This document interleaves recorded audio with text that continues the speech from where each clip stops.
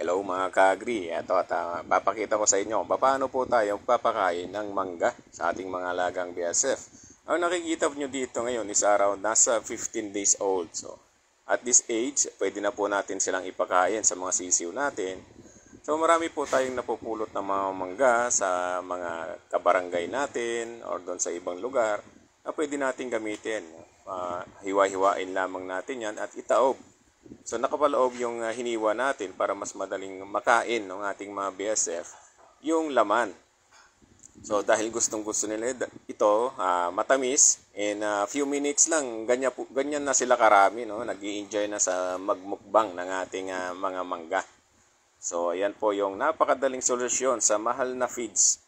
So napapalaki natin yung mga BSF natin at mapapakain natin ng mura o malaking tipid yung ating mga chickens at ating mga iba pang alaga. So, kikita ninyo, enjoy na enjoy sila sa kanilang kinakain.